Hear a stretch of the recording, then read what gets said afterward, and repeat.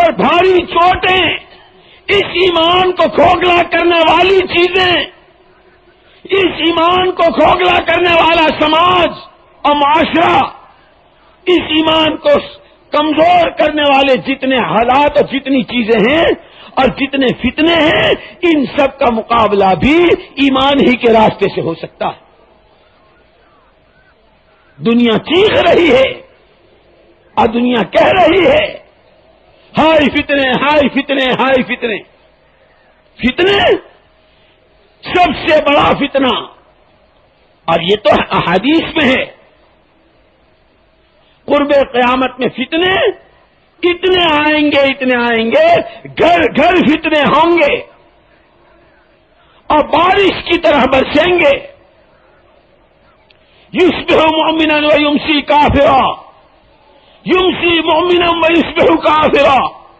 اب ایمان تھا لٹ گیا، کچھ نہیں تھا ایمان مل گیا۔ فتنے اس انداز کے، اور یہ فتنے بڑھتے بڑھتے دجال کا وجود ہوگا، دجال کا خروج ہوگا، جس کی تمام نبیوں نے پیشین گوئی کی ہے اور محمد الرسول اللہ صلی اللہ علیہ وسلم نے بھی کی۔ والدجال شر غائب ينتظر، دجال بہت برا چھپا ہوا ہے جس کا انتظار کیا جا رہا ہے۔ وہ دجال تو جب آئے گا، ایک بات اس سے پہلے کی سن لو، دجال عربی کا لفظ ہے، اور دجل کسے کہتے ہیں؟ دجل کہتے ہیں آنکھوں کا خیرہ ہو جانا، آنکھوں کا چندیا جانا۔ جیسے ویلڈنگ ہوتی ہے نا، ویلڈنگ، اور اس میں سے شعاعیں پھوٹتی ہے، وہ جو روشنی اڑتی ہے تو آدمی کی آنکھیں چکا چوند ہو جاتی، نظر نہیں آتا کہ کیا ہے، اس کو کہتے ہیں دجال۔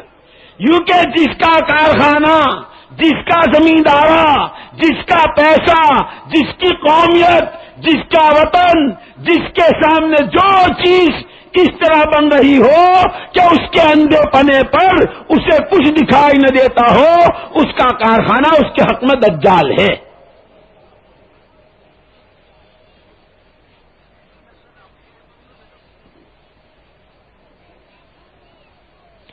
اگر کارخانے دار کو کارخانے میں حق و باطل کی تمیز نہیں ہے، حلال و حرام کی تمیز نہیں ہے، خدا رسول کے اوامر و احکامات کی تمیز نہیں ہے، یہ کارخانہ اس کے حق میں دجال ہے۔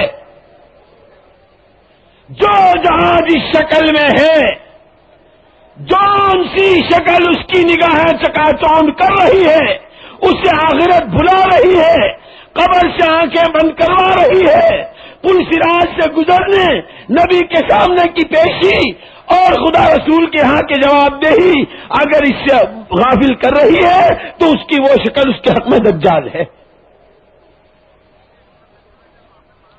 ان تمام شکلوں سے نکلنا، اور پھر وہ دجال جو اپنی حقیقت کے ساتھ آئے گا اور جو کرتب دکھائے گا اور جس کے نتیجے میں لوگ ایمان سے ہاتھ دھو بیٹھیں گے بہت سارے، اس کا جو مقابلہ کرے گا وہ صرف مومن کرے گا۔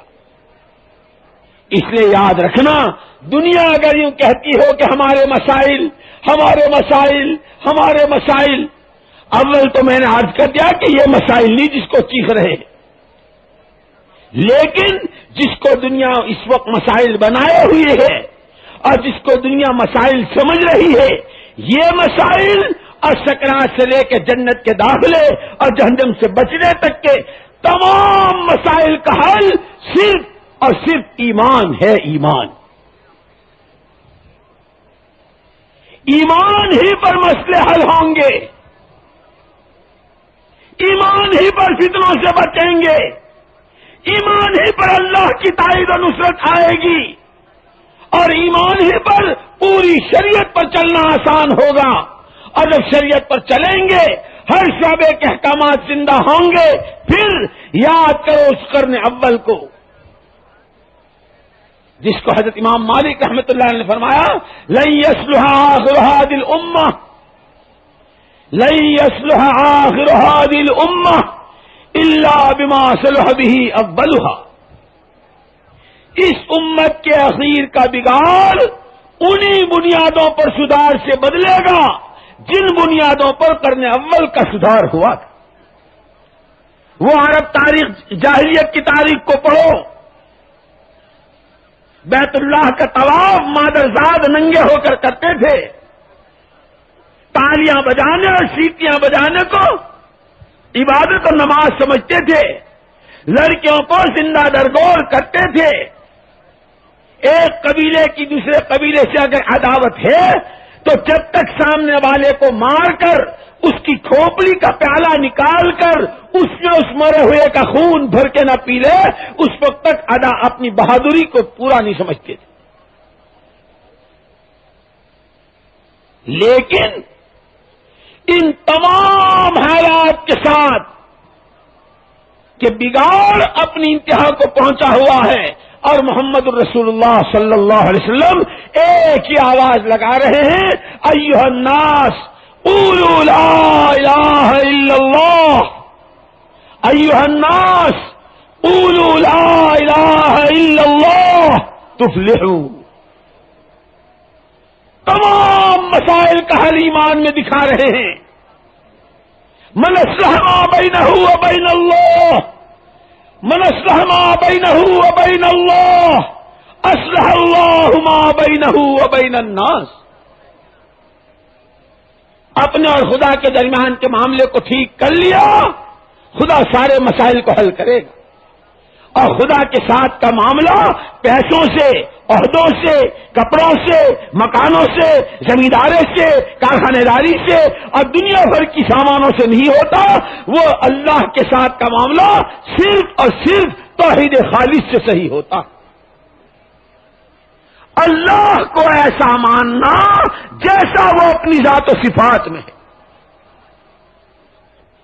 ہر ایک کی انفرادی زندگی کے تمام مسائل کا حل ایمان میں. پورے عالم کے مشرق مغرب شمال جنوب عرب عجم تمام کے تمام مسائل کا حل خدا پاک کی قسم ایمان میں ہے ایمان میں ہے ایمان میں. اسی لیے سب سے پہلا مطالبہ اللہ کی طرف سے ہر ایک سے یہ ہے ایمان بناؤ. ایمان بنانے کی راہ محمد صلی اللہ علیہ وسلم نے سب کو بتا دی. پہلے دن آپ نے ایمان کی آواز لگائی ایمان کی دعوت دی. وہ مقامی کام بھی آپ نے کر کے دکھایا باہر کی نقل و حرکت بھی کر کے دکھائی اور ایمان کے لیے جو کچھ آیا اس سب کو جھیل کے بتایا. ان کا ایمان اس طرح بنا کرتا ہے. اسی لیے کیونکہ ایک ہے ایمان بنانا پھر اس بنے ایمان کو پکانا پھر اس پکے ایمان کو بچانا اور اس بچے ایمان کو لے کر دنیا میں پھیلانا. ایمان بنانا بھی ہے ایمان پکانا بھی ہے ایمان بچانا بھی ہے اور ایمان کو پھیلانا بھی ہے. یہ ہماری تمہاری ذمہ داری. ایمان بنے گا دعوت سے ایمان بنے گا دعوت سے ایمان پکے گا مجاہدوں سے ایمان بچے گا ہجرت سے ایمان پھیلے گا قربانیوں سے. پوری سیرت مبارکہ کو اٹھا کے دیکھ لو تفصیل کا موقع نہیں. ہر ایک ایمان بنانے پہ لگا ہوا ہر ایک ایمان کے پکانے پہ لگا ہوا ہر ایک ایمان بچانے پہ لگا ہوا ہر ایک ایمان کی محنت پر اور ایمان کے پھیلانے پہ لگا ہوا.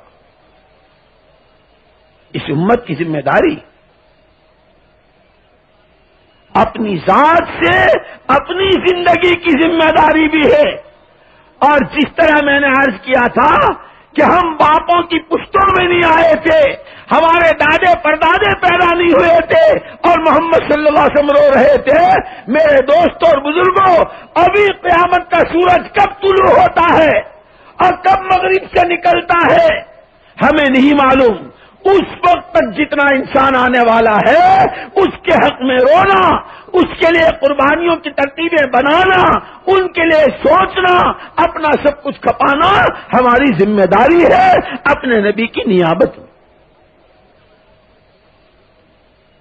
حضور اکرم صلی اللہ علیہ وسلم نے جس طرح یہ ساری قربانیاں دے کر اس امت کو بنایا تھا، پھر ساری امت کو لے کر آپ عرفات کے میدان میں پہنچے ہیں، اور حجۃ الوداع کے خطبات کو پڑھو، حضور کو معلوم ہے کہ اب آپ دنیا سے تشریف لے جانے والے ہیں، آپ پردہ فرمانے والے ہیں۔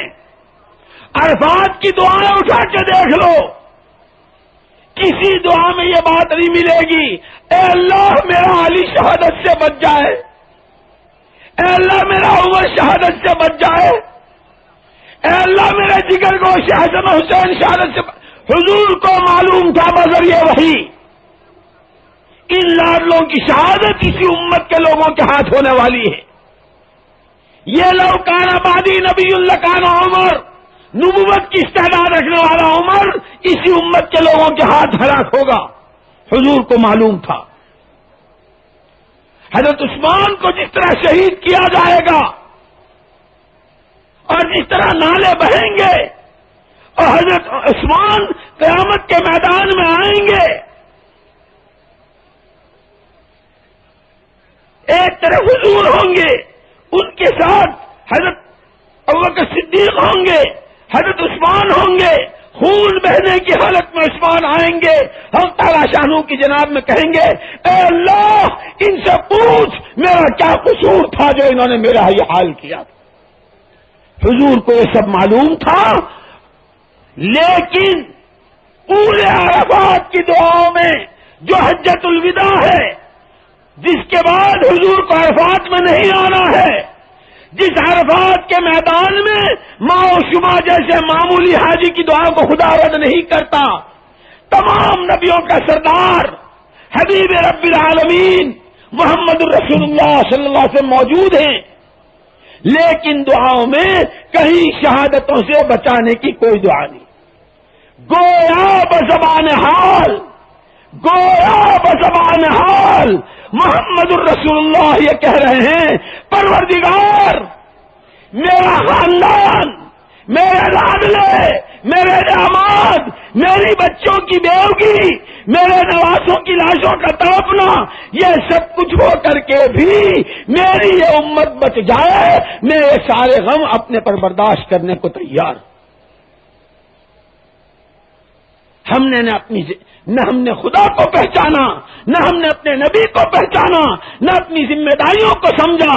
چلو تم ادھر کو جدھر کی ہوا ہے، چلو تم ادھر کو جدھر کی ہوا ہے، جو کچھ دنیا کر رہی ہے ہم بھی اسی رو میں بہ رہے۔